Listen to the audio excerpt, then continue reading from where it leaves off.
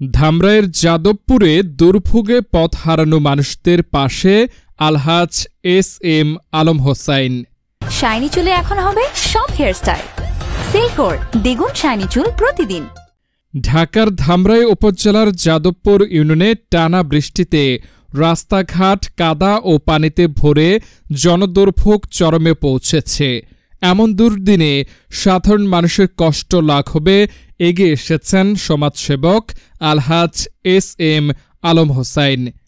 তার ব্যক্তিগত অর্থায়নে রাস্তা সংস্কারের উদ্যোগ নেওয়া হয়, যাতে এলাকাবাসী সহজে এবং নিরাপদে চলাচল করতে পারে। এ উদ্যোগে খুশি স্থানীয় বাসিন্দারা, যারা দীর্ঘদিন ধরে চলাচলে সীমাহীন দুর্ভোগের শিকার হয়ে আসছিলেন।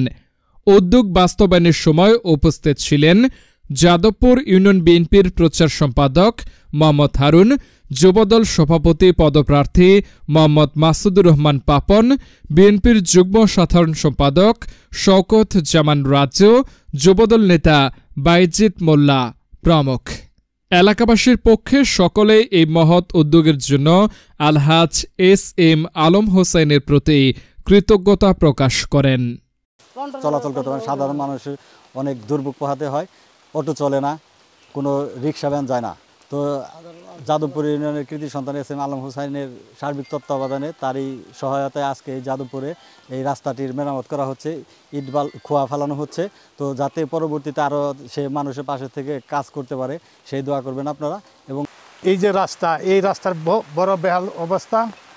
এই রাস্তা তো আপনারা দেখতেছেন যে এটা চলার কোনো নাই। বৃষ্টি হইলে এখানে পানি বাজে, কেদা সবসময় থাকেই, যার জন্য আমাদের ইটালি প্রবাসী আলম হোসেন এই রাস্তার জন্য ইটের কুচি ফালিয়ে দিতেছে। এই রাস্তাটা অনেক সমস্যা, কেদাপাতি হয়ে যায়, ইন্দে ভ্যান নিয়ে যাইতে পারি না, ইন্দে খোয়া ফালাইতেছে, অনেকটা একটু ভালো হইতেছে খোয়া ফালাইলে। আমাকে এই রাস্তায় চলা খুব কষ্ট। একজন মানুষ অসুস্থ হইলে বোধে তারে 3-4 জন মানুষ দেখায় টলিটারে দাহা দিয়া সরাইলে বোধে আমরা টলিটা নিয়ে যেতে পারি। মানে এত খারাপ যে আমাকে যাদবপুর বলার মতো না আর কি। খুবই কষ্ট এই নড়াচড়া, মানে ইয়ার মতন ভাষায় প্রকাশ করা যায় না যে এত রাস্তা খারাপ আমাকে এই যাদবপুর এলাকাটা। যে রাস্তা হাঁটা যায় না, হাঁটতে খুব কঠিন হয়। বিশেষ একটু ফালায় একটু সুন্দর কথা যাতে মানুষ হাঁটতে পারে। দেখছেন আপনারা যে যাদবপুরের রাস্তাঘাটের যে অবস্থা, বেহাল অবস্থা। তো অবস্থা দেখে আসলে দেখলাম দেশের আমাদের জনগণ সাধারণ মানুষ চলাচল খুবই সমস্যা, দুর্ভোগ তারা ভোগ করতেছে। এই কারণে আমি বাইরে বললাম ভাই রাস্তাঘাটের অবস্থা, তো ভাই বললো যে ঠিক আছে, যে খোয়া ফালিয়ে দেওয়ার জন্য, এলাকা উন্নয়নের জন্য বা সার্বিক সহায়তা করে মানুষের যাতে চলাফেরার সুবিধা হয় সেজন্য ভাই বললো ঠিক আছে রাস্তায় খোয়া ফেলে দেওয়া হোক।